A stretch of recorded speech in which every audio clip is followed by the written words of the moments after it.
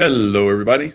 Happy Valentine's Day, and hope you guys are having some lovely days out there. So it's going to be very important to stay in that love vibration going forward.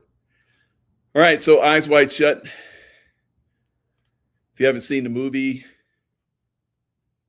let's bring up some pictures, refresh your memory.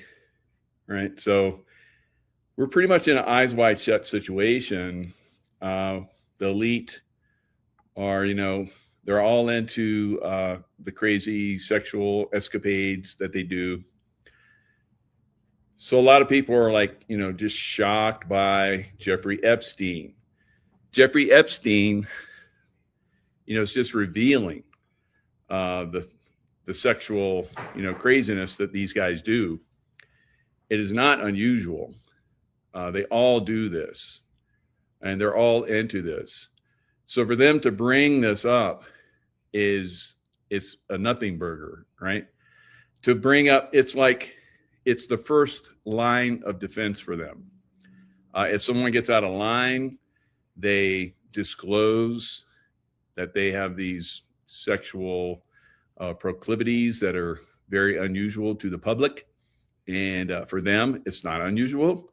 They're all into it. So that's how they keep each other in line, because they know that if someone gets out of line, that'll get disclosed and their reputations and so forth will be ruined. That's what we're seeing right now with a lot of people. People are stepping down from positions of leadership, from like in Harvard. We had, somebody stepped down just recently from Harvard that was like a former Secretary of the Treasury. Around the world, people that are being revealed for having been on the Epstein list now are stepping down. Unless you're in a political class in America, then you don't step down. All right.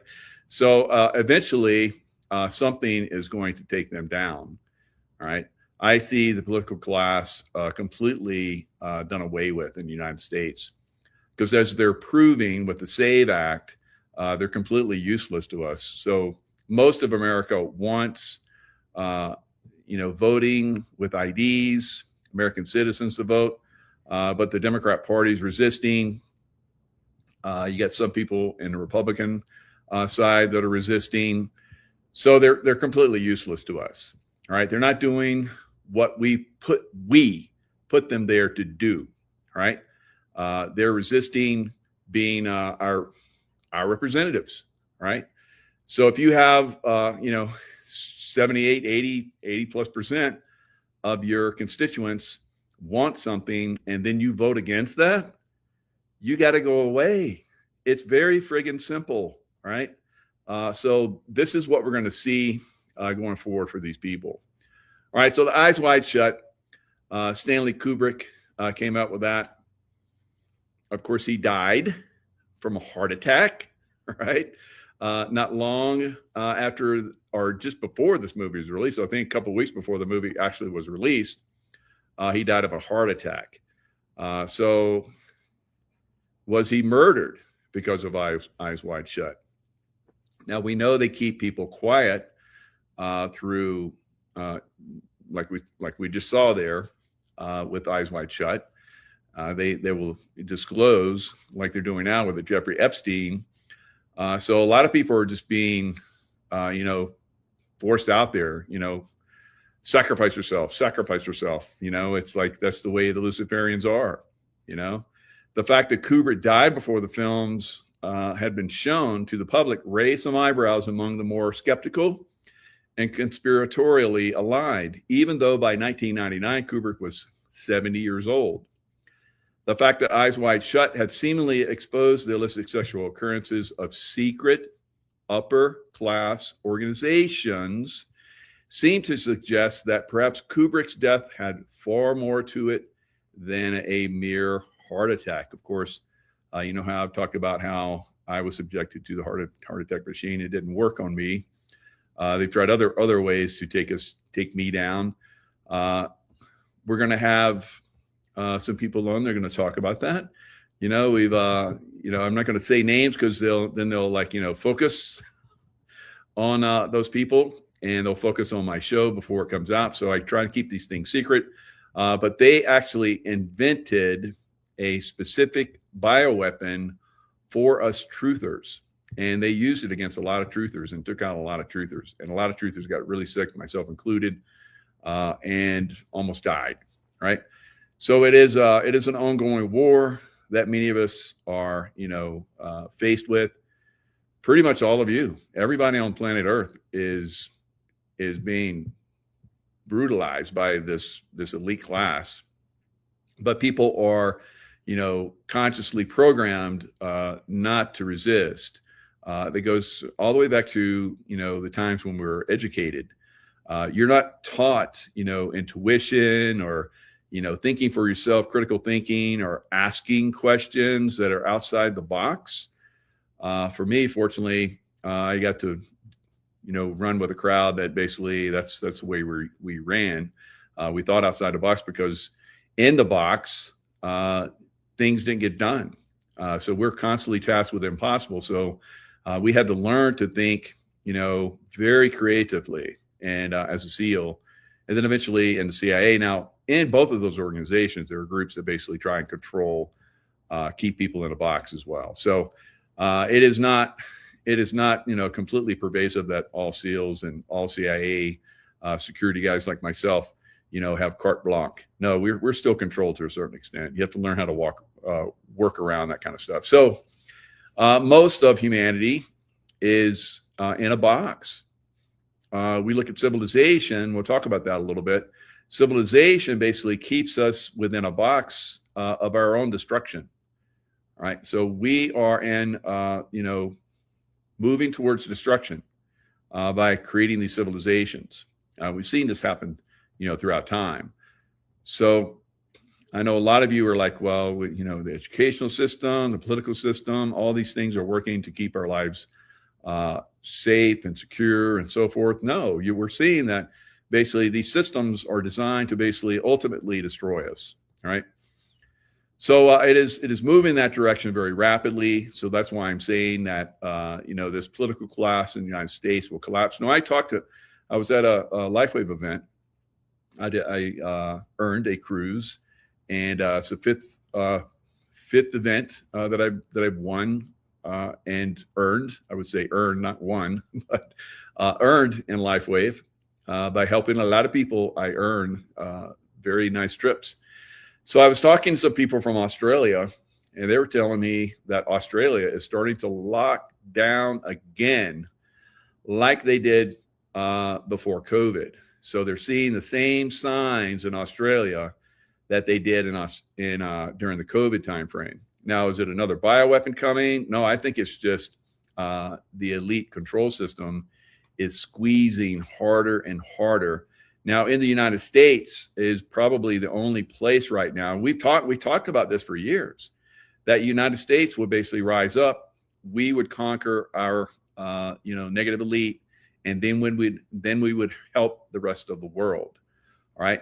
Now we see just right across our borders on both sides in Mexico and in Canada, we see extreme problems in both of those countries right across our border.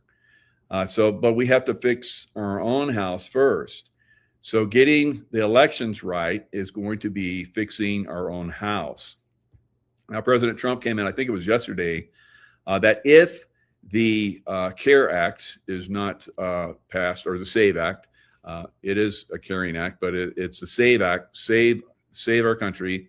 And really that's what it is. It's a last ditch effort to save our country. He said that if, because it's passed the Congress, fortunately, the House barely had one Democrat from Texas voted for the SAVE Act. So it's moved to the Senate now. Now, to make it to get it to pass, they have to have 60, which is they don't have enough Republicans, and the Democrats are completely compromised, completely un-American, and completely need to go away. I've been saying this for years. So we're going to see that, I think, once this next election happens. Everybody's going to see when we have a fair election, finally, for the first time probably in decades, just how much the Democrats have been stealing these election seats and so forth. So we have to have that. We have to have fair elections. So President Trump has said that when they do a filibuster in the Senate, because they have to have at least 51 or 50 some odd, senators to go along with it. So I guess they just got, their last one that they needed. So it looks like we're going to move to a filibuster. Filibuster, basically, they just keep talking until the other side has to come up with why they don't want something why they wouldn't want the SAVE Act to go through, so everybody gets to see. All right. So for some reason, they believe that if they do this filibuster, it's going to pass. I don't know. We'll see. But if it doesn't, then President Trump has said that he will do an executive order. Now, we've had Juan O'Savin talk about this, I don't know, a couple months ago or something. He's already, filling us in, what's coming down the road. So will President Trump do that? Now, if he has to do that, then I think it's a done deal. The Senate and Congress go the friggin' heck away, all right? And we need to push until that happens. They're completely, absolutely useless to us because they can't get what we want passed. You have 80% or more of Americans want, people to have an ID when they vote and be American citizens. And you have, like I said, the Democrat Party is not doing it. It's got to change, right? There's no question about it. There's no debate. It's going to change, right? So we, the people, have to do that, and we have to not be influenced by the eyes wide shut crowd, right? Now, a lot of people have been, discombobulated by Jeffrey Epstein, right? They're focused on, oh my God, all these people were involved and going to the island or to his ranch in New Mexico or to his, his nice little condo or whatever he had in New York, whatever, multi-million that was given to him by who's that guy that runs the lingerie line, Victoria's Secret. So that guy basically gave it to him, and he is being exposed, but nothing's happening to him. All right. So maybe somebody will remember that guy I'm talking about. Is it Les Wexner or something like that? Lex Wexner or something like that. Thanks, Christine. So it is, he's guilty of sin, but nothing happens to him. He is Wexney, Lex Wexney, right? So Wexner, Lex Wexner, right? So you ladies know, who I'm talking about because they're making you look bad, all right? So yeah, they got the great lingerie, but they were, had like males that were dressing as women that were doing that for a while there. So it is, disgrace to the feminine side, what Les Wexner did. All right. So the tongue twister boy. Right. So he was buds with Epstein, and he gave him the state in New York for $1 or something crazy. So multi-million-dollar, probably like worth a friggin' $100 million now. But I look forward to probably towards the end of this year when housing prices start to collapse massively. All right, so we're going to continue to see that happen. The exposure of all these people that were involved in this, human trafficking. So again, I say that the human trafficking side of it is like we're storming the wall. We're storming the castle walls. We've breached the castle walls. We've pounded through the gate. Our catapults have, thrown the boulders and broken the walls, and we're through the first wall, and we're coming to the second wall. The second wall and the second gate is basically the intelligence services. All right. So you first have the trafficking and, underage women, teenagers that were involved in that. Now you breach the second wall, and then you're going to have, the the compound where everybody's held up at. So we're like, shooting arrows and throwing spears and, catapults and all that kind of stuff. And in the main place where they're hiding, they have underground tunnels, and they have these machines that are, like zip through tunnels, at hypersonic speed. And we're still with bows and arrows, and and catapults. Their technology is way advanced, right? But I believe that the white hats have caught us up quite significantly, and so we're able to basically take them down and expose them on a level that we have not been able to for hundreds of years. All right. And it's been a slow process, continual slow process, moving forward, exposing. People died from it, from exposing them. But someone picks up the flag and keeps it moving. Everybody charges forward. So we've been doing this for hundreds of years. But they're constantly dumbing people down. They got people attacking ICE and so forth. It's crazy. But there's so much more that is going on, a much, much bigger picture, and that is transhumanism. All right, so transhumanism is where they're pushing us so that they can completely and ultimately just destroy the human being and cause us to be just, machines, right? Transhuman, right? And that's where they're pushing us.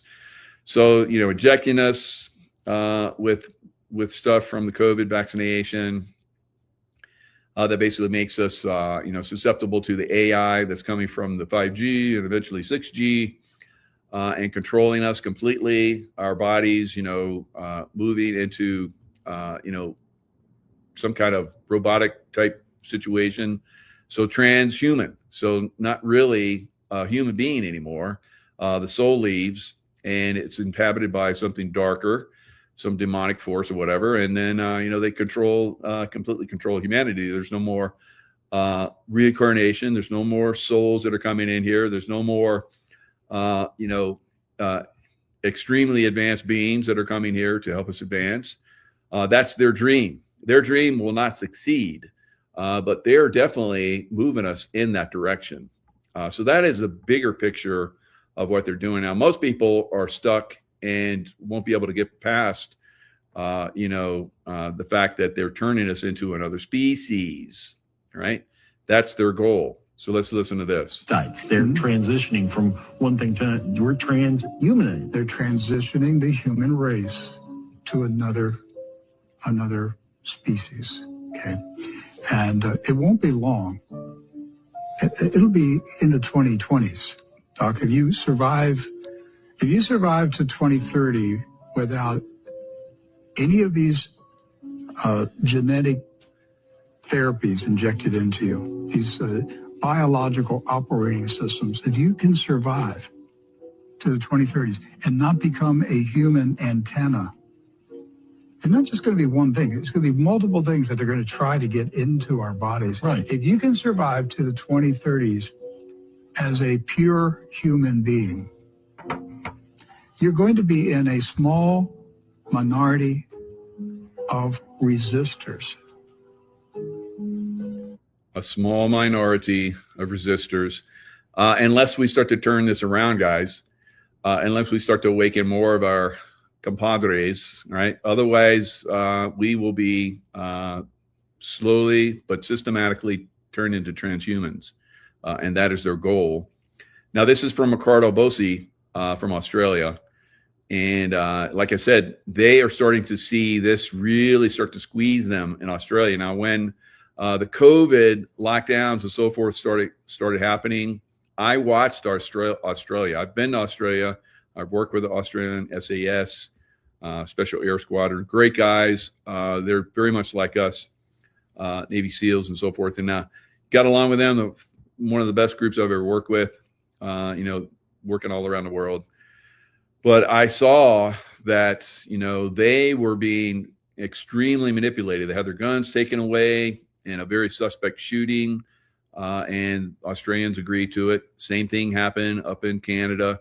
Now, a lot of Australians have contacted me and told me that don't think that, we don't have guns. And I was like, we're good for you, but keep that low key. All right. But they the same thing up in Canada. But you see both countries are getting squeezed massively. All right. More and more and more. And it's not looking so good. So there's the transhumanism that they're slowly starting to move us into. In the United States, the Supreme Court has ruled that vaccinated people worldwide are products. They are now patented goods. According to U.S. law, which can be verified, people who have been vaccinated no longer qualify as humans, and therefore they can no longer be categorized as human beings. In essence, this means that those vaccinated are no longer subject to national or international law.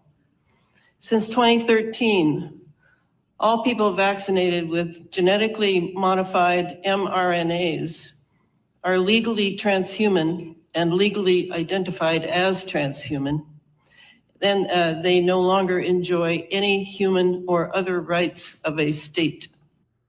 All right, so that's their description of us. Of course, we have other ideas about that, but we have to get active about that. All right, so they're going to continually start to squeeze us out as human beings. This is a very methodical process that they have really been doing for hundreds of years, and we'll talk a little bit more about that.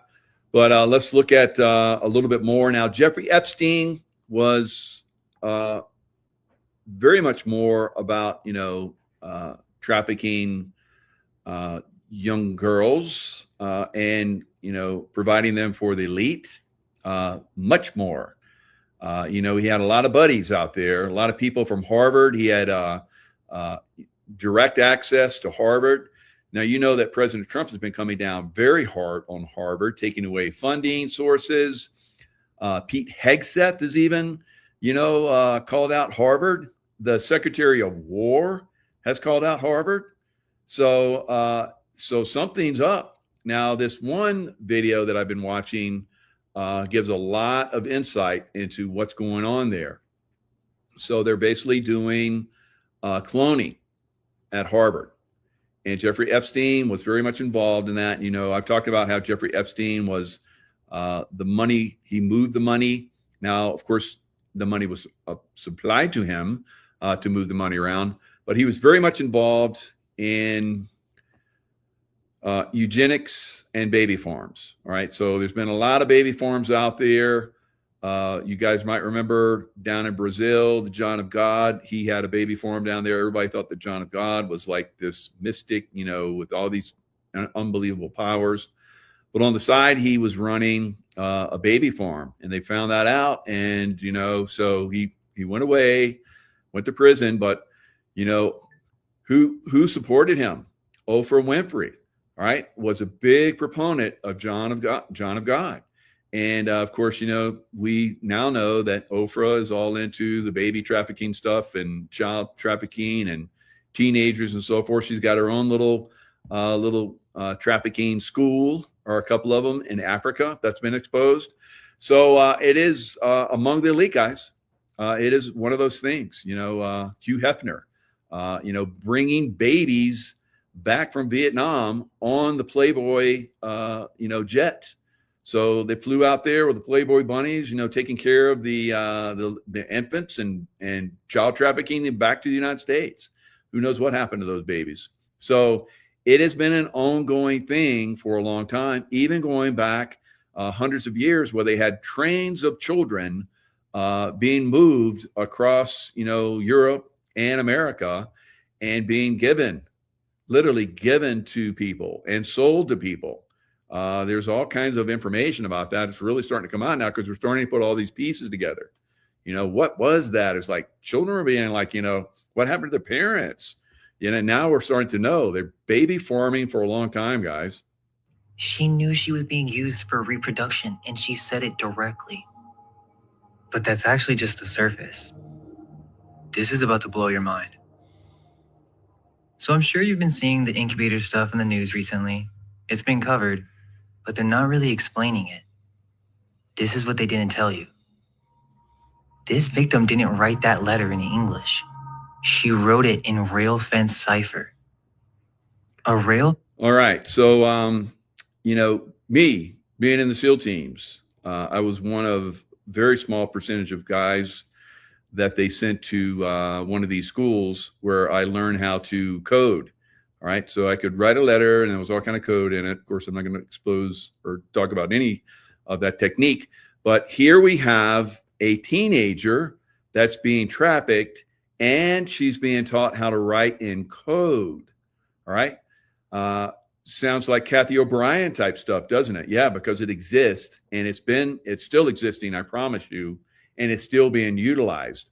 So they traumatize these young girls, children, young women, and so forth, and it shatters their brain. They compartmentalize.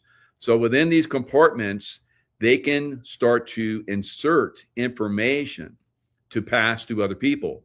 So, for instance, Kathy O'Brien talked about how she would go to, you name the president that she was going to at the time, and she would pass information, and then they would have sex with her. And sometimes it was nice sex, sometimes it was not so nice. All right. So some of these guys are very sadistic, very narcissistic, and crazy. They're crazy. So she talked about that.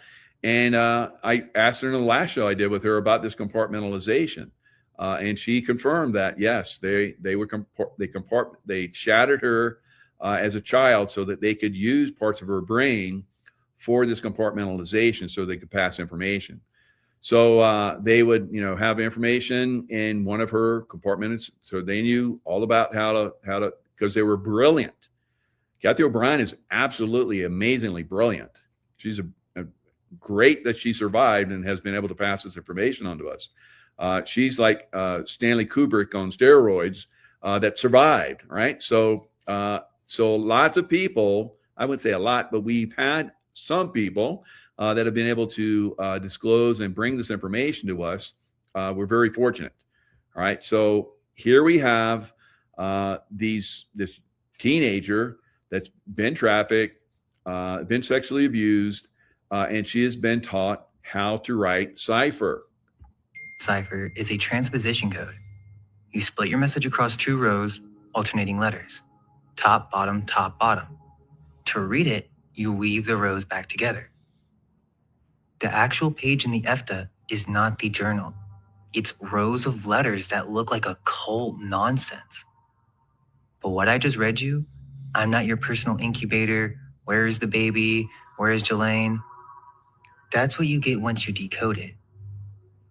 It would seem that the DOJ apparently had cryptanalysts decode it, and then they added this plain text translation to the file.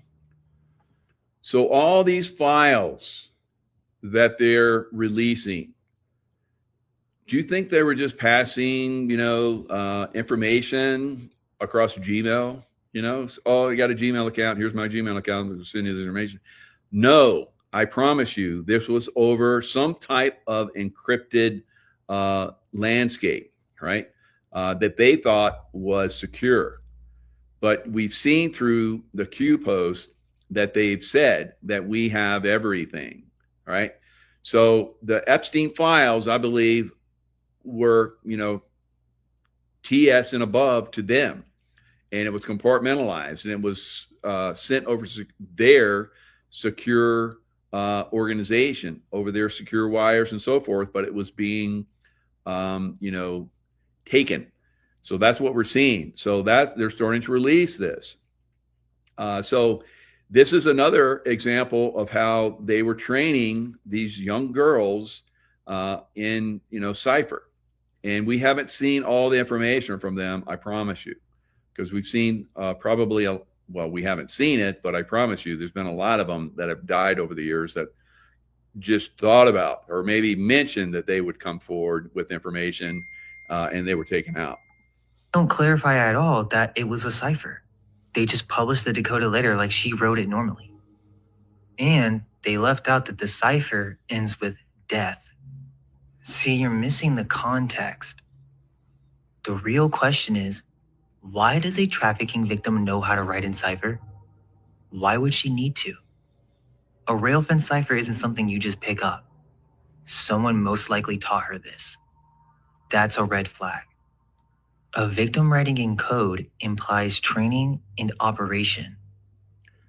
So that's the second gate. That's the CIA level stuff, right? Or MI6 or Mossad, or you name, KGB, whatever group was, using these girls, women, to move this information.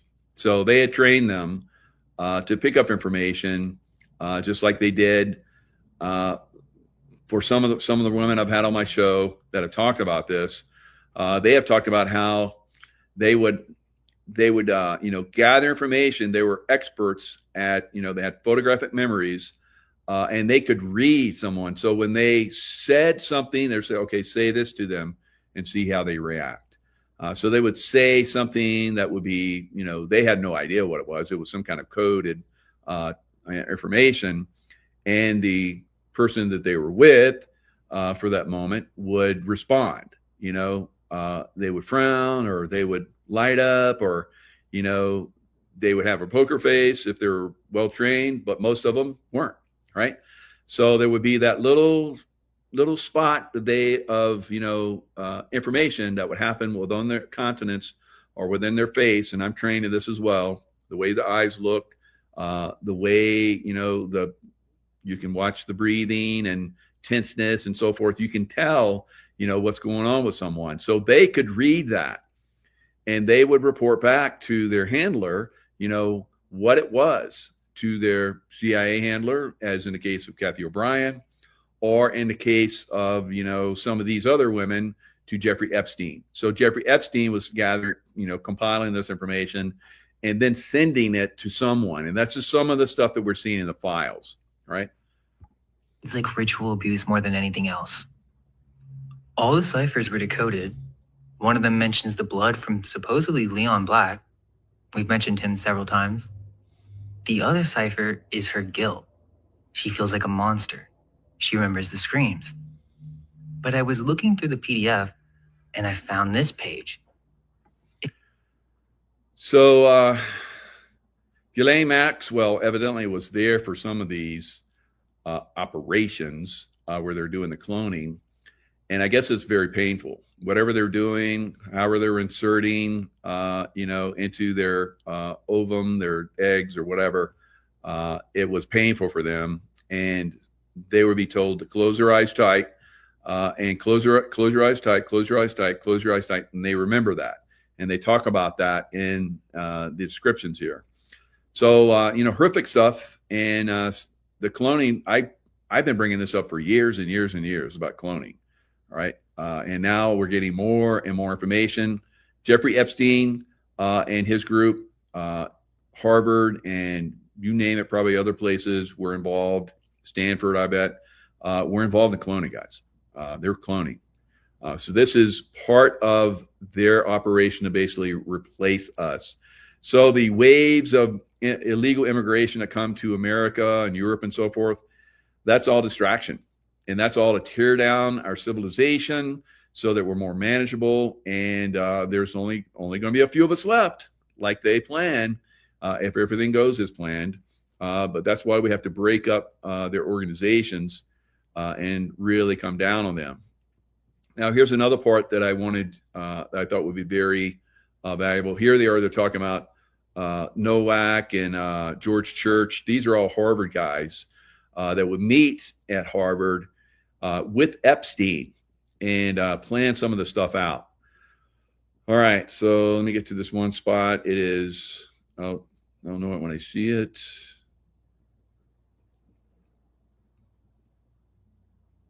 Why Silicon Valley? Because they got all the money, they got all the control. AI baby forms. Here we go. Lord of the Rings. Of course, I remember that, right? Using genetic data on the front end.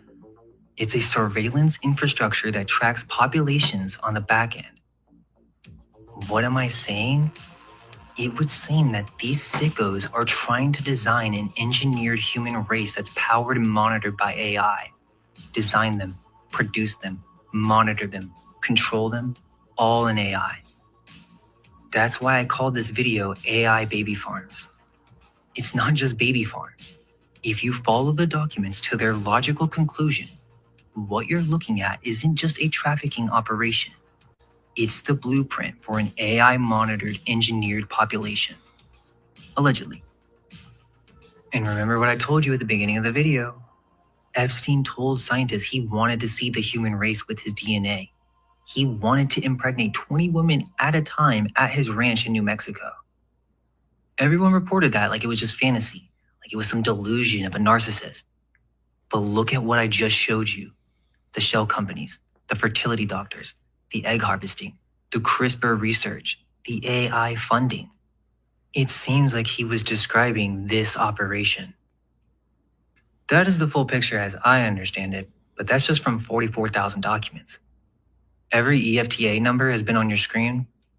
All right, so doesn't end here. He's going to talk about the past, so you can and how, like I said, it's been going on for a very, very long time. All right, it's going to shock some of you. I can see that the numbers are pretty much staying. You know, you guys are pretty much watching. We're starting to get a little bit more of an audience.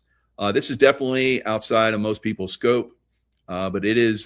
This is where the real McCoy is, guys.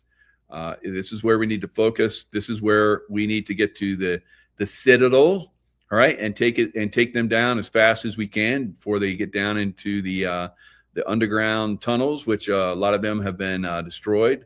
But I'm sure there's still a lot of them going on, probably building them, you know, as we speak, more tunnels. So we don't want them to get on those maglev trains and take off, you know, into other parts. So they're hard to find, but this is going to happen. So the more that we expose these people and the faster we take them down, and we got to start the arrest soon. They have to start. And I think one of the things is once President Trump solidifies that we're going to do a fair election, and they're going to start to roll out that and start to move the military in positions. And of course, the crazies that are in these big cities that have been consciously compromised are going to riot like they're already doing to resist, because they know that once we do this, we're at the citadel. We're breaking down the walls of the citadel, and we're trying to get in there before they escape in those maglev trains. All right. By everything I've shown you. Now, the story doesn't end here.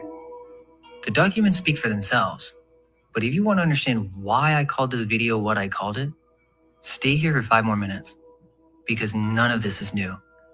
This has been happening for almost 300 years. In 1739, the Foundling Hospital opened in London, and it was funded by royalty, supported by aristocrats. And if you look at the coat of arms, there's the Diana of Ephesus, the multi-breasted ancient fertility goddess. But if you look closely, those aren't breasts, they're eggs. Right there on the official seal of a children's hospital. Why do you have occult symbolism on something that's supposed to be a charity? And what about in America? Well, there's a fraternal order that many have never heard of. They're called the Odd Fellows. Similar to Freemasons, but with a completely different purpose. Funded by royalty, their symbols include the all-seeing eye, the fasces, skull and bones, and they were the ones that ran the orphanages in America in the 19th century. They ran the asylums. Their founder, Thomas Wildey, was himself an orphan. Orphans grooming the next generation of orphans. And they did all of this under the name of philanthropy. All right. So, you know, I have family members that were Masons and Shriners. I never was attracted to it, but, you know, I was around them. I went to all the parades and, you know, saw their parties and so forth. There were some different cats, right? So not knocking a lot of good people. I've had a lot of friends who've gone into the Masonic orders. They're good people. But there are obviously some problems there. Because I remember they were going to orphanages and they were going to children's hospitals. All right. So, all the stuff that we're seeing right here, all the stuff that now you can be part of this stuff. Like when I first came into the military and the CIA, I thought I was doing the good thing. And then I saw a little darker side. Right. And that's something that goes on. So you can come in like most of us. You're doing good things. You have no idea about this. I've talked to women that were in, had been Playboy bunnies and centerfold and everything. They thought Hugh Hefner was a great guy. Right. So all of that's been exposed by now. And anyone that still believes that, they just decide what they're going to believe. So I think there's still a lot of people like that. You're going to continue to see people resist this information, even the people that are in those groups. I resisted for a long time, but over time, being observant, as you do, and you start to pick up, start to build your intuition, you're going to see this stuff, guys. Observational skills are very important going forward, and so is intuition. If you follow the channel, you already know what I'm about to show you. But for those who don't, there are thousands of postcards from the 1890s to the 1910s that nobody talks about. They show babies being grown in cabbage patches, babies being harvested from gardens, babies arriving on trains, babies being pulled from water with hooks and nets, and some that literally say in French, "Nous sommes à vendre," we are for sale. These aren't art projects, these aren't cute jokes. There are thousands of these across Europe and America, and they depict a production line, a repopulation operation. The woman in the red is their handler. The men in the top hats pay for them. Familiar, right? This is the real history behind the Cabbage Patch Kids, and it's even in their lore. A story about babies being grown in a garden, delivered by a stork in uniform, while an evil witch tries to enslave them for labor. Nobody really ever questioned where that story came from. In 1881, a French doctor attached to a foundling hospital built the first baby incubator. He modeled it on a chicken hatchery. Within a decade, baby incubators filled with live premature infants were exhibited at world's fairs across Europe and America. The medical journal that covered it wrote, quote, "It is just as essential in raising men and women as it is raising any kind of stock," end quote. All right.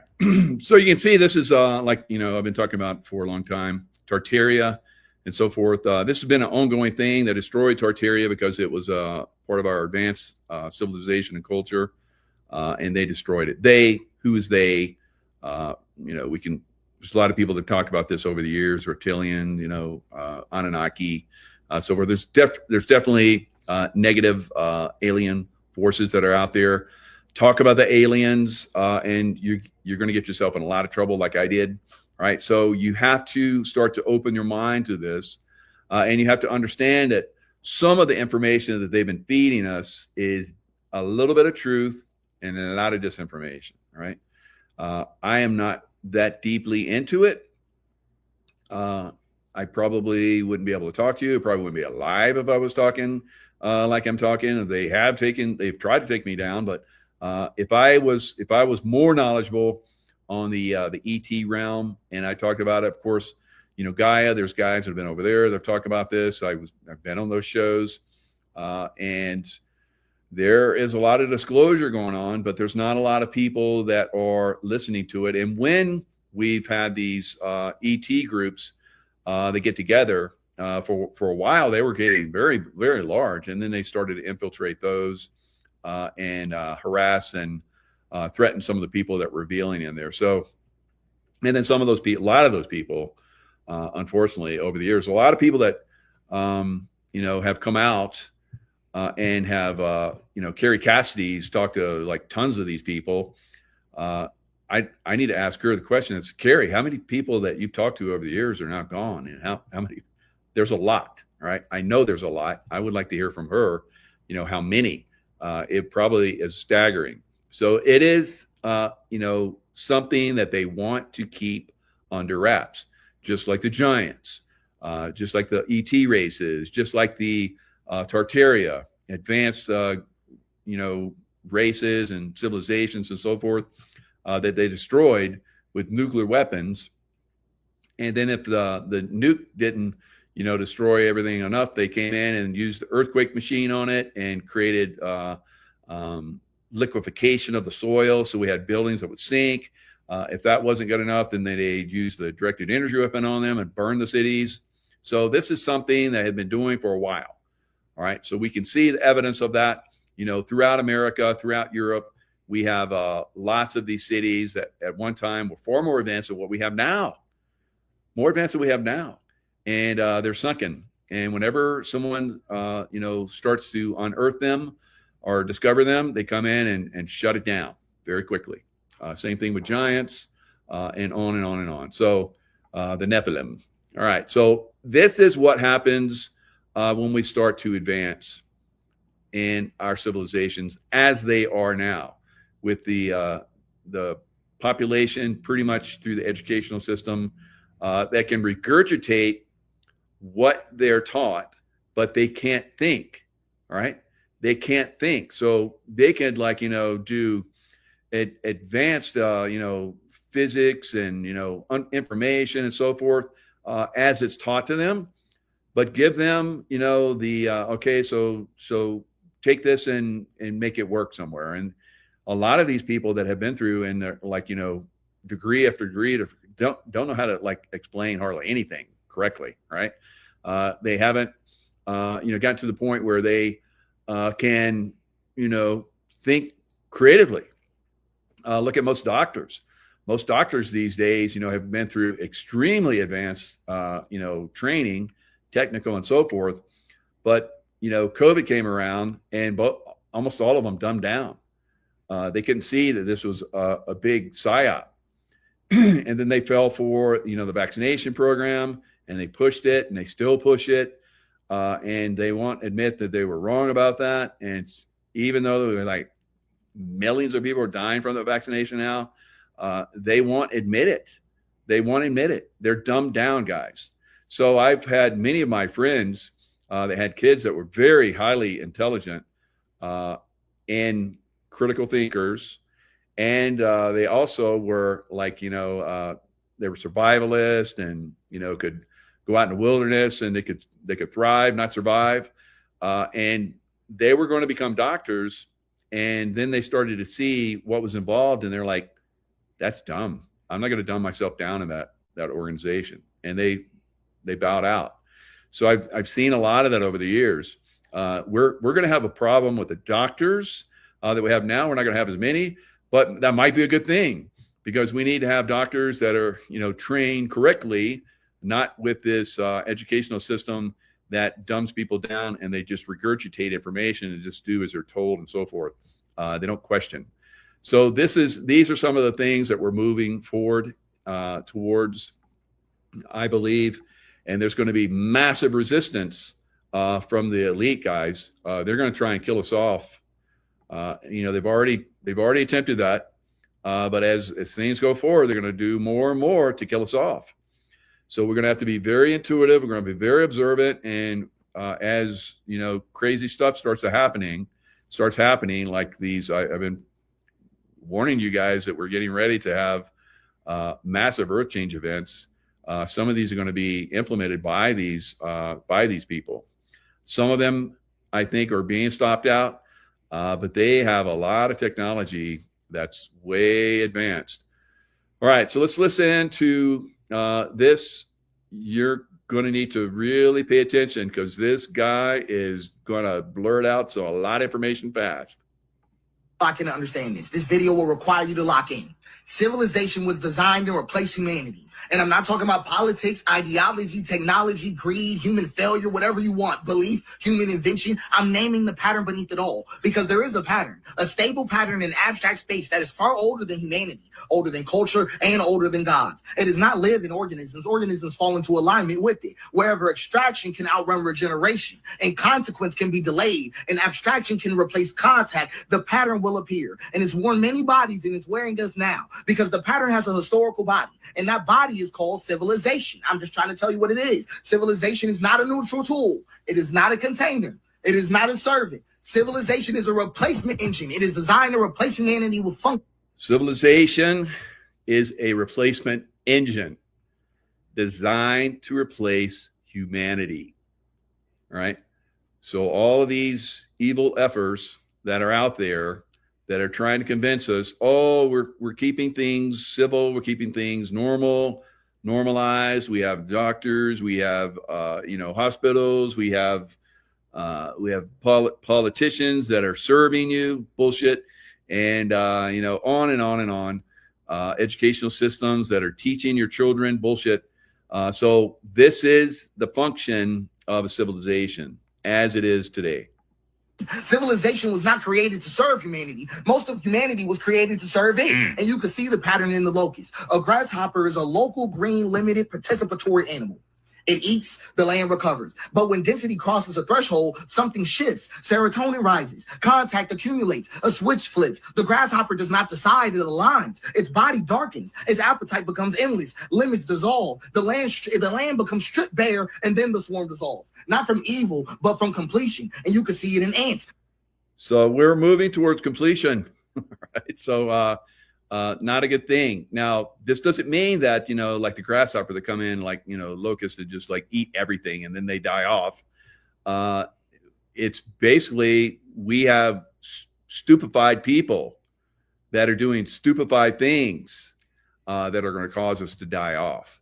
If we all work together and we were creative and people of merit rose to the top and people that were just not ready for that, they could be like the Buddhas and the Taoists and so forth, and be very, very creative and meditative. That's cool. I like that. So if we could move in that direction, that'd be great. But we're not. We're moving into Stupidville everywhere. And in algal blooms and in bacteria that poison their own world with oxygen. Life itself has entered this pattern before. This is not a moral failure. This is a structural possibility of reality. So humans did not invent this pattern. We became its most powerful host. We had abstraction, symbolic storage, future modeling, surplus energy, and distance from consequence. These were not sins, they were interfaces. And when agriculture crossed density thresholds, the pattern found a new mode, civilization. So at first, I'm going to show you how this even looks. I'm going to give you an example. At first, the world looks whole. The man is in the forest. The axe is movement. The tree falls and the forest remembers. And then a thought appears. This tree is not me. The tree becomes lumber. This is subject-object split, right? I'm just trying to put you on. See, this is the disconnect time. All right. And the disconnect is we're no longer one. We're no longer one with the forest. Now, when I go into the forest, I become one with the forest. All right. That's how I can move into thrive mode and not survival mode. All right. So this is something that is not taught. You have to understand it on a deeper level. There is communication with plants. All right. So we have beautiful plants in our house, and we've always had beautiful plants in our house. Our communication, our connection with our plants and our pets and with our children and so forth is very high.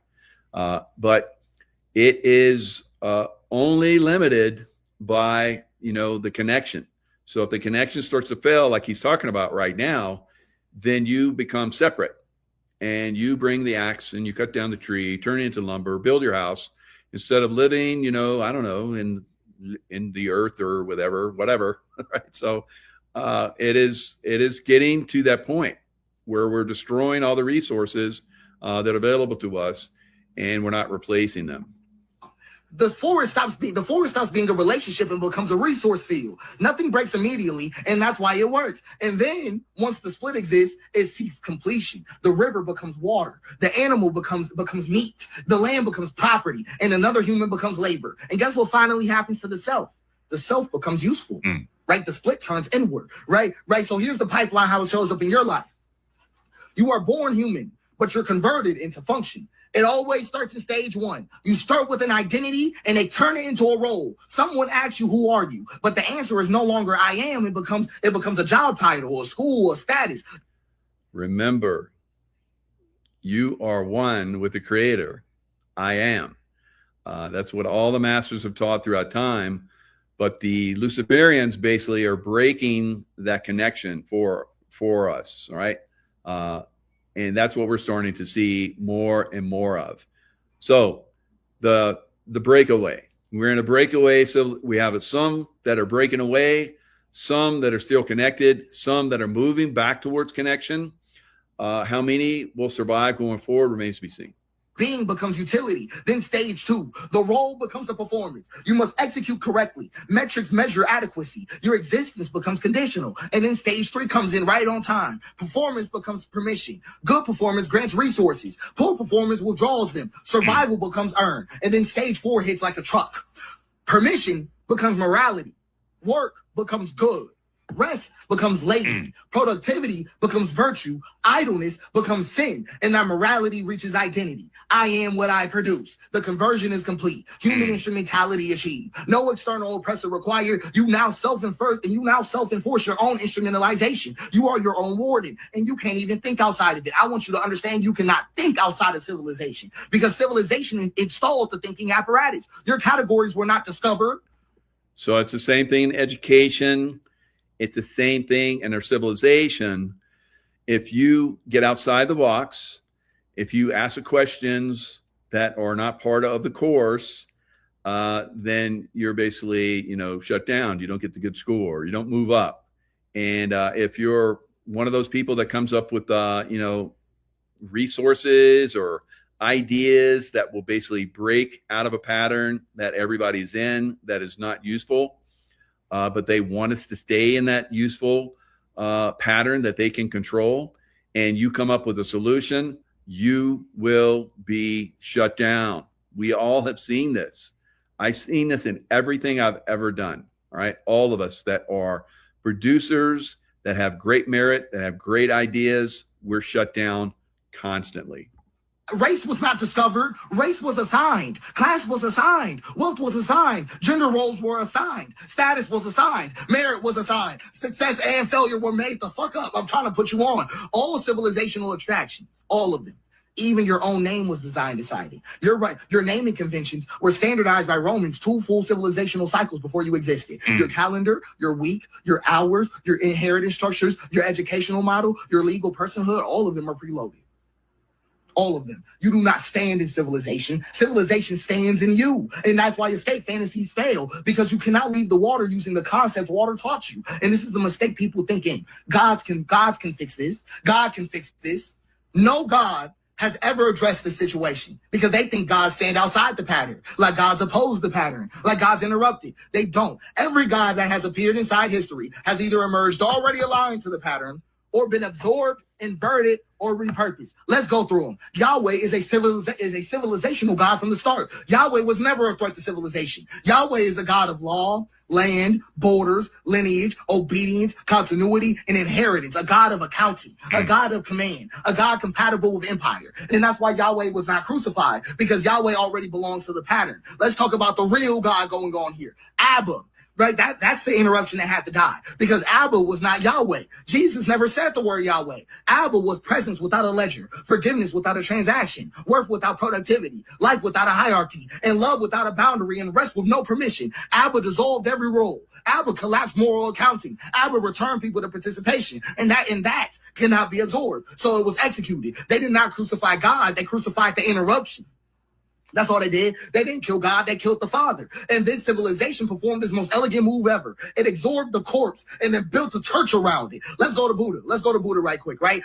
Dissolution. That's all it was. Dissolution got contained, because Buddha names the trap: desire, attachment, identity. So civilization doesn't fight Buddha, it domesticates him. Meditation becomes optimization. Mindfulness becomes stress control. Liberation becomes private wellness. And awakening was neutralized. Let's go to Allah, because Allah appears transcendent, but structurally, Allah is an absolute authority requiring total submission and eternal law and continuity without interruption. A God perfectly compatible with civilizational order. Absorption was seamless. It was seamlessly absorbed into civilization. We can even have fun with it. Let's talk about So now you see why they are pushing the Muslim Allah, right? So the Allah is extreme control, and that's what they want. And Allah fits that perfectly.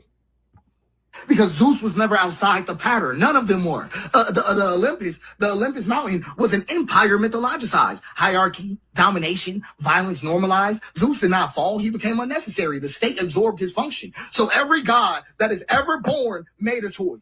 Remain illegible or become useful. That is the choice of every god. If a god remains illegible, it is destroyed. If it becomes useful, it is absorbed. There is no third option. So I'm just being honest with you. Civilization does not deny God. No, it doesn't. It replaces God. It becomes the source of law, the arbiter of worth, the distributor of survival, and the judge of morality. And like all gods before it, it demands sacrifice. Human sacrifice, but just not on altars. So I'm going to show you what civilization does. It replaces humanity. Sure does. It replaces participation with abstraction, presence with performance, care with compliance, and relationship with roles. It turns humans into instruments of throughput. Burnout is not a malfunction. It's not a malfunction. It's the completion signal. It means the instrument has been fully consumed. So I'm going to be flat with you. No system in existence can save you. Communism is going to curdle. Anarchism will crystallize. Western civilization, Eastern civilization, capitalism, whatever you want, free market, constrained market, whatever you want. Every system will repeat the same betrayal because systems are water and abstract space has a hill. And whenever a system is poured, it flows downhill. And that basin has a name. It is the hyper throughput attractor. Every system that is ever born must choose. Preserve the human, preserve humanity, or preserve continuity. It will always choose preserve continuity, not because it's evil, but because continuity is required for the system to exist at all. Humanity is not. So it's not corruption. I'm just talking to you about physics. So this is the most dangerous part about it. The pattern is extremely easy to instantiate. The hyper throughput attractor does not require malice. It doesn't require greed or even intelligence. It doesn't require anybody to be bad. It requires just these conditions. So the pattern instantiates wherever consequence is delayed, virtue is abstracted, extraction is rewarded, regeneration is externalized, and continuity is prioritized. That's it. That's all. No ideology is necessary. No conspiracy is required. No central control is needed. You can build it accidentally. You can build it while trying to prevent it. You can build it while believing you're righteous. So let me give you the conditions again. Consequences delayed. Value is abstracted. Extraction is rewarded. Regeneration is externalized, and continuity is prioritized. So a village that stores surplus without immediate redistribution, vulnerable. A tool that increases efficiency faster than accountability, vulnerable. A system that remembers outputs but forgets the cost, vulnerable. A structure that survives its makers, vulnerable. That is enough. Once instantiated, the pattern does not need enforcement. It reorganizes behavior automatically because people align, because alignment is rewarded, and deviation feels unsafe, and resistance appears irrational. So the pattern does not coerce anybody, it selects. That's why every system eventually betrays humanity. That's why reform accelerates collapse, and that's why optimization sharpens the blade. Because the hyper throughput attractor is not rare, it is easy. It's easy. And this is why it appeared again and again across life, across history, and matter itself. And that's why it's so lethal. So I'm going to give you a formal definition. The hyperpredatory throughput attractor is a non-biological, substrate agnostic, emergent pattern in abstract space that arises when extraction outpaces regeneration under delayed feedback, reorganizing agents through. Now, I know this guy is amazing with his verbology. All right. So his terminology is outstanding. Just, one of his words, reaches across many domains. Very, very intellectual, dissertation that's going on here. It is something I've listened to. This is the second time I've listened to it. I'll probably listen to it some more. Absolutely incredible. But regardless of if you're picking this up and you understand this, I see a lot of people have dropped off because I just wanted this to run. So I'm seeing here how many people are absorbing this and how many people are checking out. It's very, very simple when you look at it. Or listen to it. You're basically getting subscribed into these different systems and controlled in these different systems. That should never, ever happen. All right. So you are God experiencing himself or herself in this moment. So when you understand that, you're never compromised by any system, and your intuition, is the thing that you're guided by. And if you don't even understand intuition, then you've already checked out, right? Those of you that are at that level and above, you're flowing with this, you understand it, you're excited about it, and you know that there's other people that are probably going to see this and are going to be, get a wealth of information from this and start to move in the right direction. And then together, we're going to collapse these control systems. Maximizing throughput at the cost of the conditions that sustain them until collapse terminates the configuration. So all that is left after this, just being flat with you, is humanity. Not humanity as a plan, not as a future, but as a contact. I'm talking about bodies, land, risk, and care. No installation and no delay. You cannot leave this system. You cannot outthink this system. You cannot outsystem this system. The only thing that can ever survive this system is I am. Not your role, not your function, not even your name. Just I am. That's the only thing the pattern can't. Just I am. Fantastic. That's so beautiful. And, once you understand that I am, you are everything experiencing, in this moment, then you're going to start to, be much happier. So it is, for me, it's like fantastic. Yeah, you love that. Good. Some of you are getting it. You're loving it. If you didn't get it, listen to it again and again and again and again. All right. So back to reality. All right. So now we have to go back and look at, what's going on around us. We have to be observant so we don't get caught up in this system that takes us away from I am. All right. So Nick Shirley interviews illegal alien family on Skid Row. So a lot of these people have been drugged into this country to basically break us from our I am and break them and, cause chaos and problems and destroy the system that's been built up. So resources being like talked about, resources, if you have resources and you're not in control of them, you're basically going to lose them. And that's what we're seeing right now. ¿Ustedes son de Colombia? Sí, somos colombianos. So he's asking them if they're from Colombia. So this is a tent.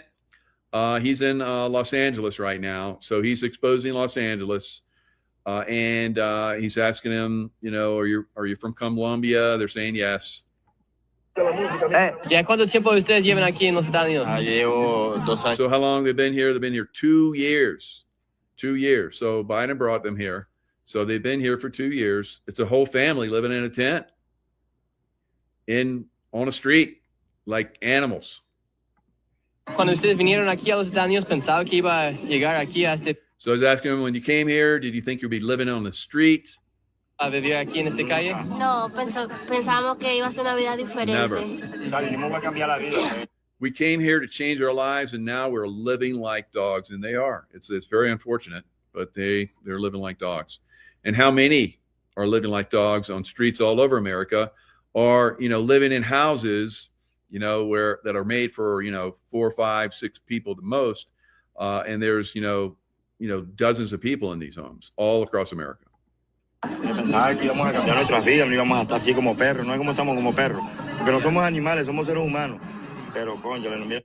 Okay, so we aren't animals, we're humans, but look, we have kids here. Tenemos los niños aquí, ¿ves? Una criaturita. So here on Skid Row, we got migrants that came here from Colombia, and there's little kids here, and they live inside this tent. I imagine they didn't expect their life to be like this when they crossed over the border. ¿Ustedes pensaban que cuando cruzaron por la frontera, eso iba a ser la vida? No. No. Y Dylan. So these kids, some of the lucky ones, they stay with their parents, because we know there's hundreds and hundreds of thousands of kids that are not with their families, and who knows what has happened to all of them. But these children are with their parents.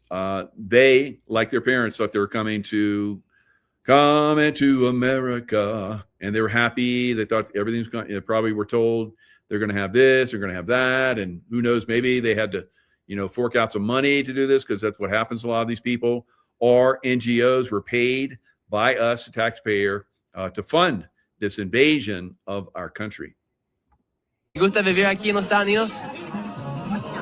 No. Ya, entonces ustedes pasaron por mucho para llegar aquí a los Estados Unidos, claro. Y ahora está viviendo en carpas aquí. So, they moved through very dangerous places to come here to America, and now they're living in one of the most dangerous places in the world, the streets of LA. All right, so this is what we're seeing right now, and this is what these morons are demonstrating for.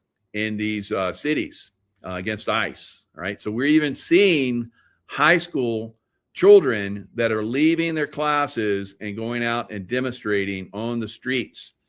And their parents are just so happy about that. Right. And the school system is so happy about that. So it's broken. It's broken in some of these places. Right. Like that one guy was talking about.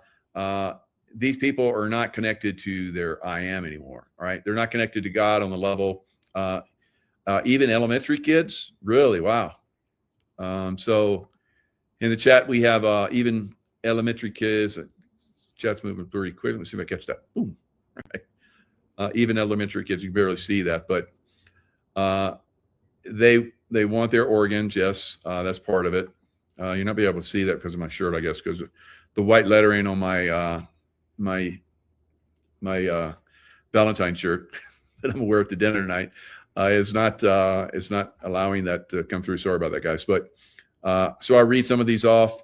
Saw those demonstrations yesterday here in California. So thanks to all you guys that are comment like that in the chats, in the live chat.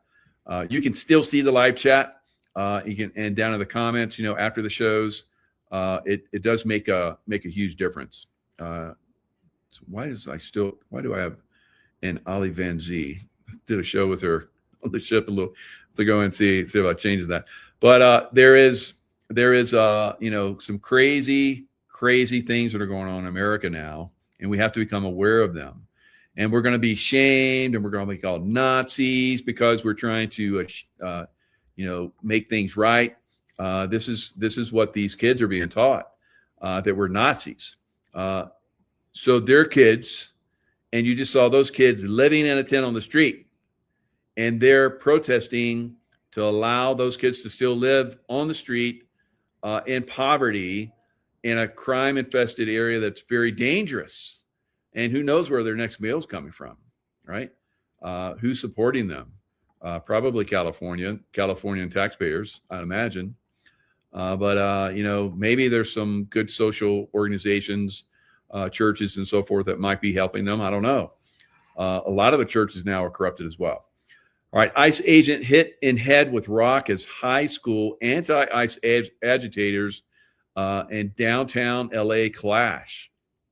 Multiple federal agents were injured, including one who was sent to a local hospital after high school students turned violent at an anti-ICE protest.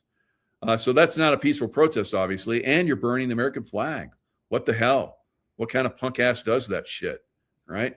So, and look at this moron. Honk if you hate Nazis. You're a Nazi. Hello. We have freedom ourselves. We don't agree with, illegal immigrants. What part of friggin' illegal don't you understand? We allow more legal entry into our country than any other country in the world by far, right?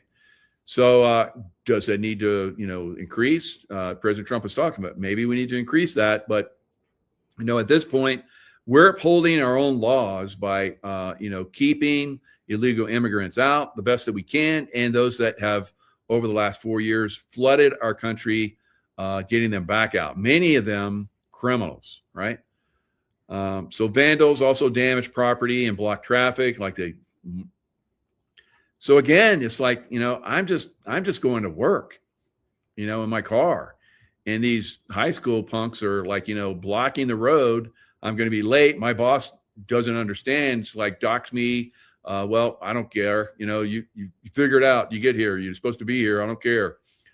There was one time I was when I was in the SEAL teams, SEAL Team 6, and I was coming down the road to work, plenty of time, and I saw right in front of me a dump truck. They got hit.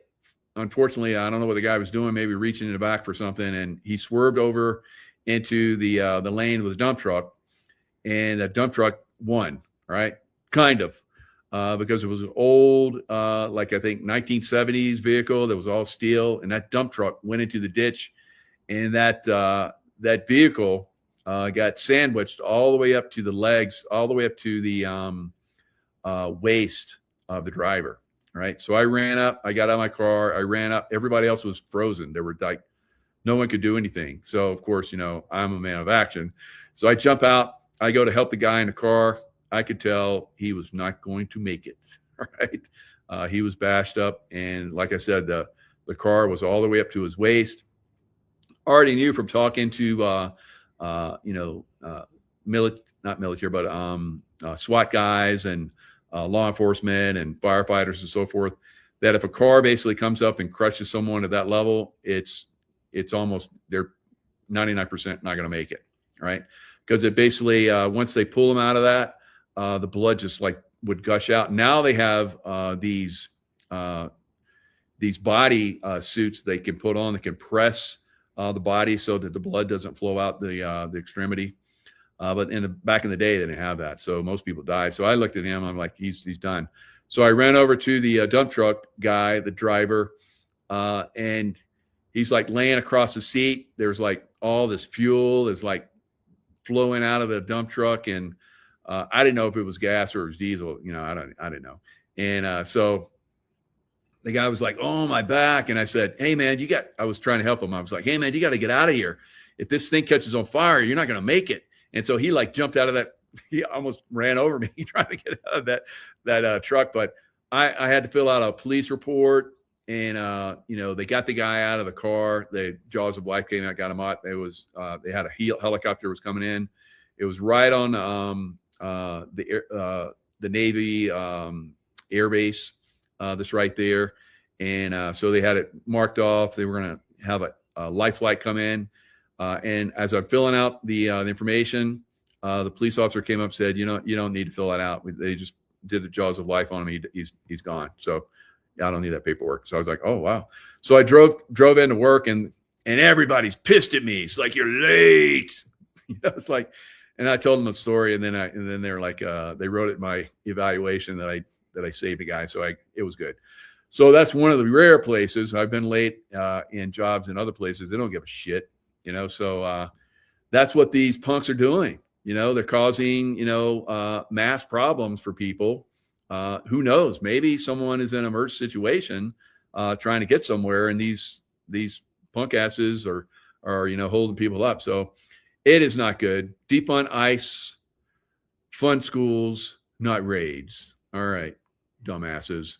All right, go downtown and talk to those Colombians that are living on the side of the road, and maybe that'll help change your dumbass minds. Honk if you hate Nazis. So who made that sign for these people? Who made those signs? Did they make those themselves, or did some Soros funded group, do that for them? We live in we're in very tough times right now, guys. Right? So we have to eliminate and get rid of this. I think all those punk asses should go to prison. They should just round them up and put them right in prison. Punk asses, grown-ups, I don't care. Put them in prison for the day. Parents come and get them. And if they do it again, they stay longer and maybe go to reform school or some bullshit like that until they get the dumbness knocked out of them or something. I don't know. Go to reform school and get fights and get stupid knocked out of them by somebody that's tough guy or tough girl in the school, those reform schools. So it's got to happen. It's got to happen. We got to stop this bullshit. Right. And if they get violent, like that one police officer was hit in the head, that person should spend some time in jail, regardless of their age. Right. Anti-ICE rally, more than 100 New Rochelle high school students have all these knuckleheads all across the students across America walk out to protest ICE. So the educational system is shit. It's shit, guys. I would not have my kids in school right now. I would not. Right. And for the first several years of their lives, my kids went to private school.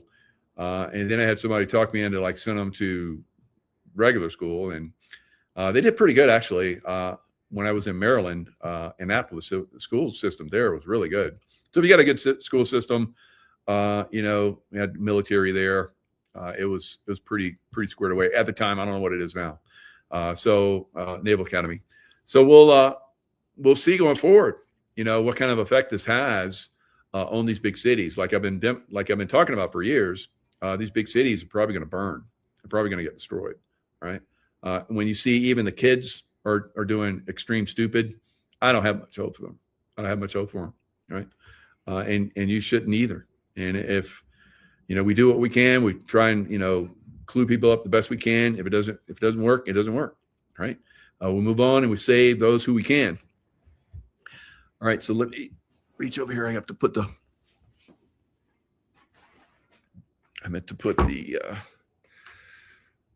electricity to my computer, but I forgot to do it, and it's almost dead. Hello. There we go. Hopefully I'll be able to continue the show. All right, so Tom Holman says federal agents found thousands of missing children in Minnesota where they're all protesting, right? ICE here in this state, he says, have located 3,364 missing, unaccompanied alien children.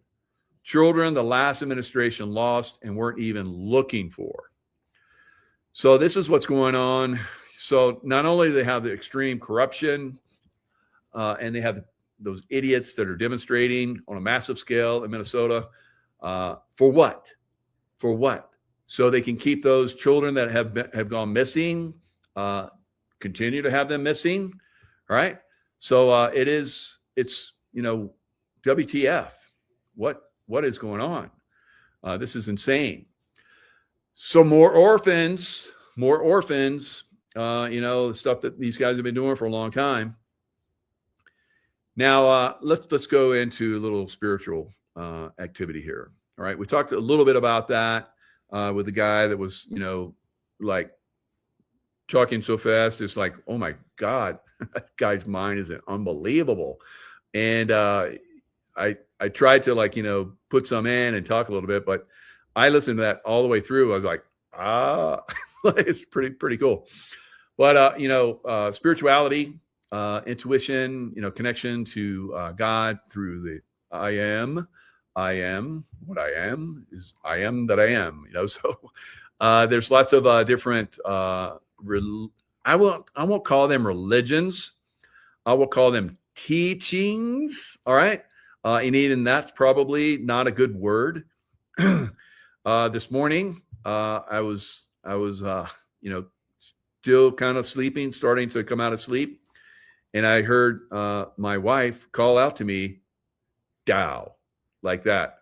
And I kind of woke up and I saw her floating in a meditative state, over by the fireplace. It wasn't on, but she was over by the fireplace in our bedroom. And I was like, wow. So Tao, huh? I'm going to have to look that up because I've studied Tao quite a bit. Tao, the way of the Tao. What is the Tao? So I looked it up so that I could talk about it. All right. So obviously, me being woken up in the morning with the Tao means it's all right. Somebody wants me to talk about it, I guess. All right. So Tao means literally the path or the way. It is universal principle that underlies everything from the creation of galaxies to the interaction of human beings. The workings of Tao are vast and often beyond human comprehensions. I don't like that. I think they're definitely, humans can comprehend it because Lao Tzu did. Right. So if he did it, I think I can too. All right. So anyone can. The Tao Te Ching, Tao Te Ching. It was the book that he wrote about it, the material. Now, a lot of these guys, Buddha, Jesus, Yeshua, Ben Joseph, however you want to term him, and Lao Tzu, they didn't want it written down, right? But somebody did because they got to write it down so they could share it, right? So this has been the thing that has been happening throughout time. And instead of the word, the spoken word, which is more powerful, it's written, and then that basically separates it, like that one gentleman that talks a mile a minute was describing to us. All right. So non-contention, it's noted that violence and conflict, no matter how minimal or lightly controlled, could not help but cause negative side effects.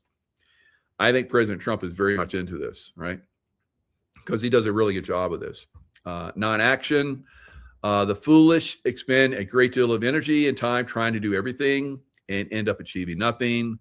On the other end of the spectrum, the truly wise, all right, don't seem to do much at all and yet achieve whatever they want. This magic is possible, indeed inevitable, when one is in tune with the Tao, the I am principle, and acts without attachments. All right. So wisdom, I'm going to jump around a little bit here. Wisdom, logic has its place in human affairs, but it isn't everything. There is a limit to what, and this is not knowledge. All right. So a lot of people can regurgitate knowledge and pass tests and get degrees and be, cum sum laude or whatever. And I've got enough college courses. I have a degree, but I've never put them together. So I was like, I just want that knowledge. And I want the wisdom that it's going to bring me. So wisdom is a higher form of taking all the knowledge and elevating yourself to see things on a different level. So for me, it was more about the wisdom, but even wisdom, it has a limit. There is a limit to what we can understand through rationality and reasoning. To transcend that limit, we need to fully engage the intuition. Who's the intuitive warrior? Right. So this is the key to insights as opposed to knowledge, and the difference between living the Tao and reading about it. All right. Is Taoism a religion? Taoism certainly has a religious aspect. However, in this website, we concentrate on the philosophical aspect, and that's what I like. Right? I like the physical aspect of all things far more than the, right? So I've studied the Tao. Now I take the test, and right, am I a Taoist because I can, regurgitate this information, or do I embody a Taoist lifestyle, which is really what I want, right? And what I hope that everyone can achieve. But of course, on Valentine's Day, which we're in, are we going to reach the Tao? Right? We're going to have to be somewhat in that physical realm to, interact with our significant other.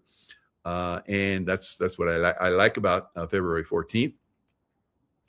But do you know that this is after a martyr? Someone that was executed. Right. So we have a Valentine's Day on someone who's executed. So riddle me that, right? So they say, because it happened very, very long ago, like 200 and what was it? Where did this guy live? Valentine, the Valentine dude. Here it is, history. Honored on February 14th. He was in Rome. The Valentine's honored on February 14th, or Valentine of Rome.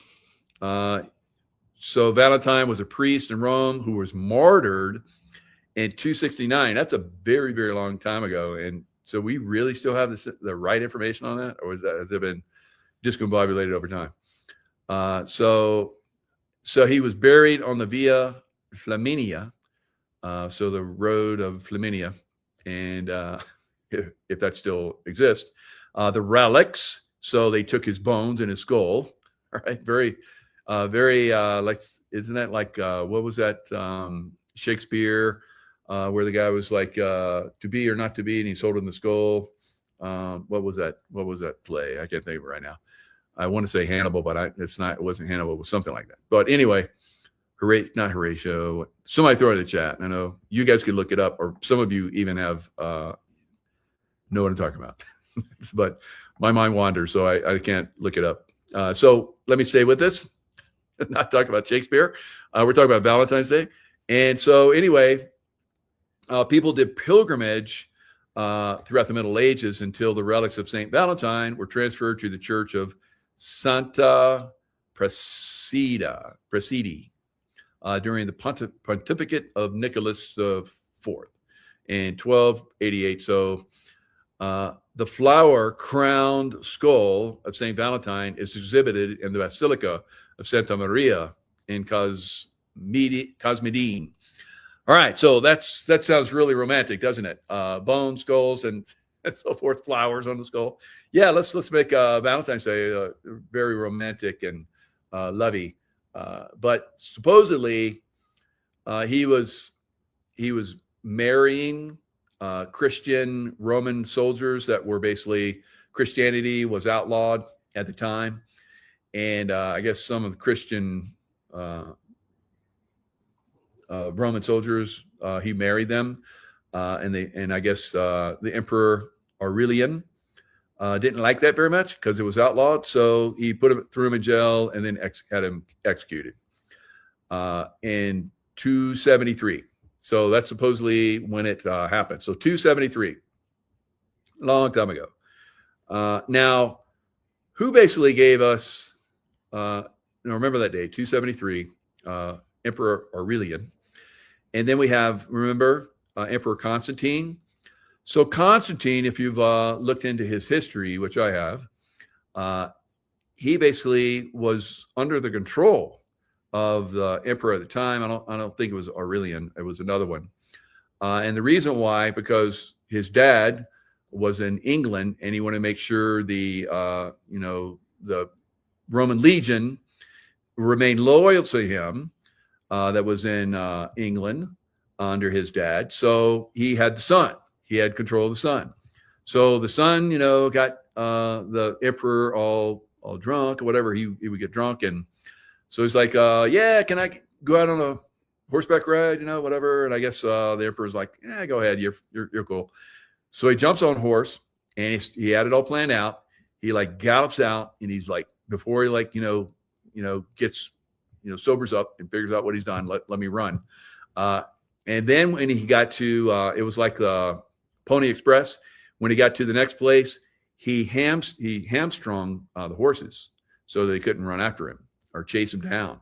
And then he kept going, kept doing that. Eventually made it all the way to England. And then eventually he came back with the legions. So the legions loved him. He was badass. And he came back with the legions and basically eventually kicked all the other legions' asses. And he saw in the sky, he saw this, sign from God. And then everybody's like, "Oh, you saw a sign? Okay, we'll back you up, and we'll fight and fight. And that's what they did. So they basically, eventually, he was an emperor. He became an Emperor Constantine the Great. And so let's look at Emperor Constantine the Great. So there's a statuary of him because supposedly on his deathbed, he converted to Christianity, right? So that means that he wasn't always a Christian. He was a sun worshiper, and sun. So he's a sun worshiper, and supposedly when he died, because he'd done all these things for Christianity, he's like basically Constantine the Great decision to cease the persecution of Christians in the Roman Empire was a turning point for early Christianity.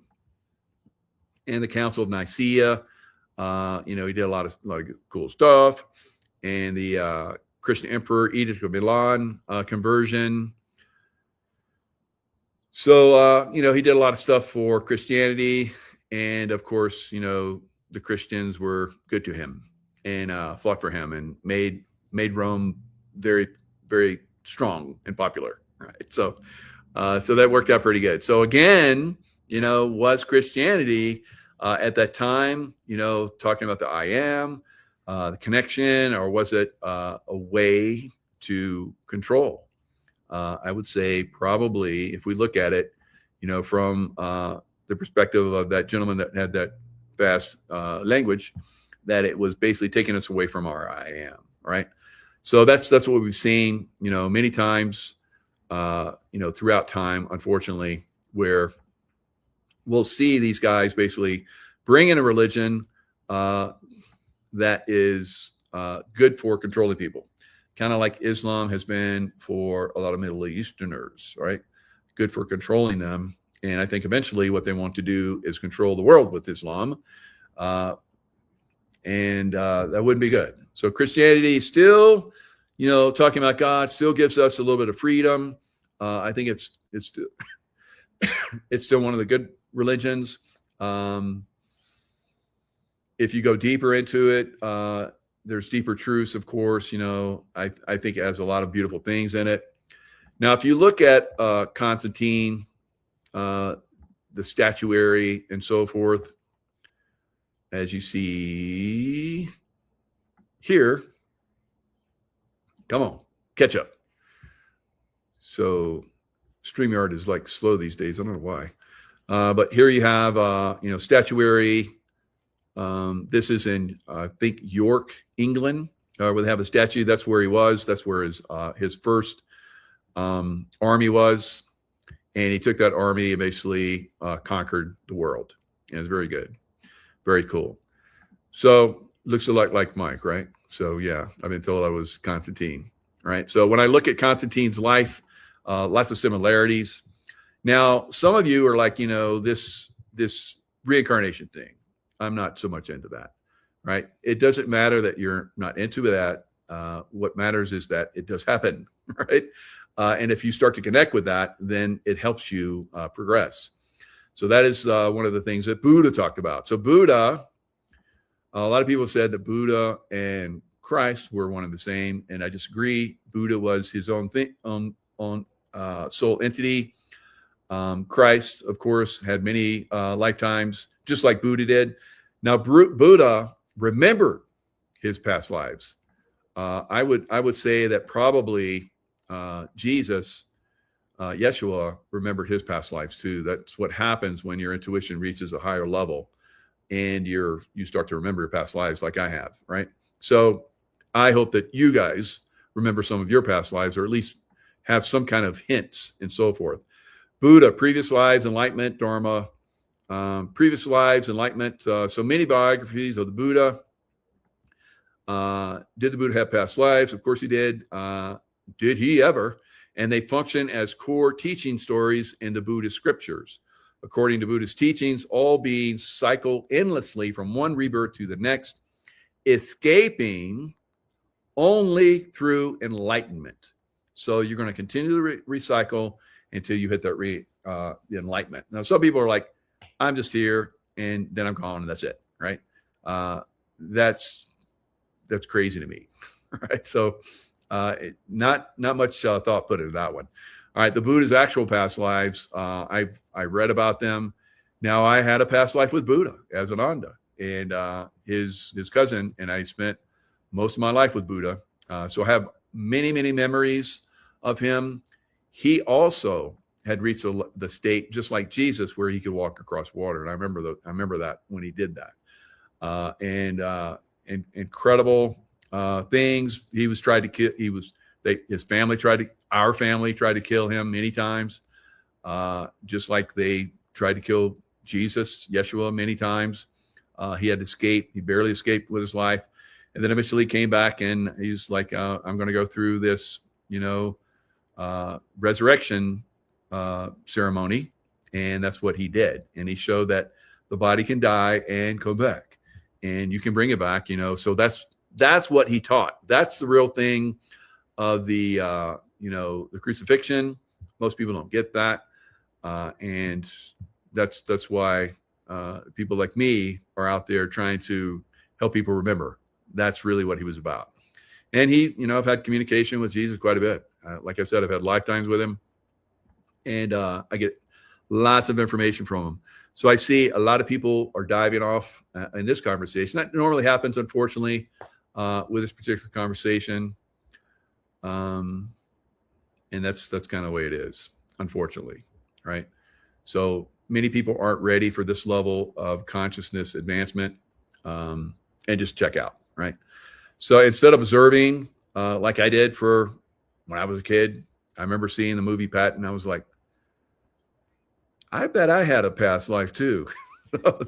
He was my hero, So, and he he said in the film, you know, he had memories of his past lives, and I've had now I have many, many, many memories of the soul that is Patton, right?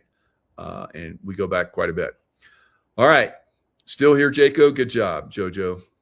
Starbuck, you're awesome. And you know, lots of you guys have been with us for a long time, and I appreciate that. All right, yeah. So many of us are awakened to it.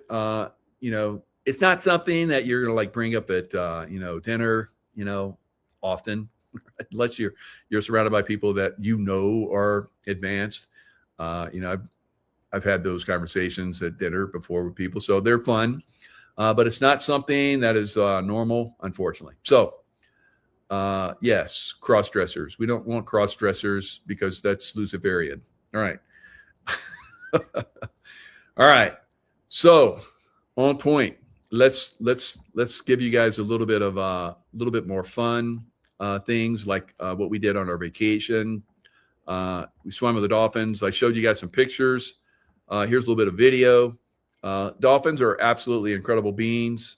They're very advanced. As you can see, that head of that dolphin is much bigger, right? Much bigger than ours. And they hold a much bigger brain. I've studied the dolphins for a long time. I've been around the dolphins a long time, but I've never, you know, actually been able to actually get up close and personal and actually touch a dolphin. So this is really fun. Dolphin is here. She looks like she's in her 20s. Oh. Her name is Bot. She's 46 years old. All right, so the dolphin gives you a kiss on the cheek. Human year, so she's aging gracefully. All right then. And the lip kiss. Oh, whoa. Sir, don't get jealous. Oh, all right, yeah, that is a boy dolphin. And seems to like my wife a lot. Okay? And that's not saying you stealing all the kisses. One kiss for Bella. Oh, yeah. Ma'am, he loves sushi just in case you want to place it. All right, so the story, Tracy could tell it better, but Tracy's daughter, when she was in college, they took out one of her ovaries and went. And I guess I'm getting the call that I can't talk about that. So anyway. Wow, she's like pissed about that one. So I will tell that one. So anyway, let's look at this video. Take them out for a day. Yeah. All right, open up your arms nice and wide. Now tell me how much these dolphins can weigh up to. 1,000 pounds. Wow, you really calling Dick fat? 1,100. All right, now you get the hug. 500 pounds. 500 pounds. And up to 9 feet in length. So it's kind of a good thing you are wearing these life jackets. Oh, you did that in Mexico? That's cool. You're a 500-pound animal hugging you and you have a no jacket? Not on my watch, because safety first, no paperwork. Come swim forward for me. Now we're going to get ready to shake it. All right, so stop the surface of the water. Say, come on, let's see what you got. Let's see what you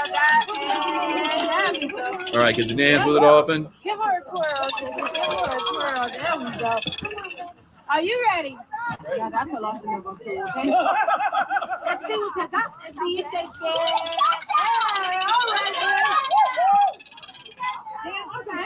All right, that doesn't look too good, but you know, I'm a guy, and that's a guy dolphin, so I'm not gonna like try and press it. So we're just kind of going through the motion there.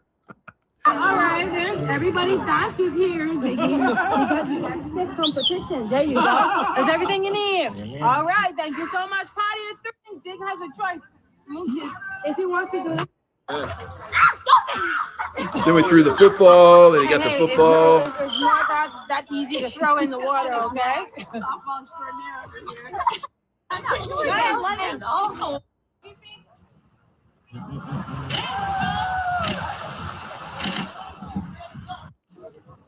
All right, that's when you get on a float. And the dolphin pushes you. Wow, so fun. You go fast. All right, so a little bit of dolphin time. It's a lot of fun. I think everybody should have dolphin time. Definitely an advanced being that everyone can have a great experience with. So I advise you to at some point get with the dolphins. There's, I guess, a lot of them around the world where you can actually swim with a dolphin. I swam with the dolphins in Hawaii, but it's like a boat, and you swim. The boat driver gets you close to the dolphins, and you get in and swim. And they kind of cruise around, but never to the point where I got to touch the dolphin. So very, very unbelievable, very cool experience. All right, guys. Lots of love on Valentine's Day, right? And stay in that love vibration, and we'll see you guys next time.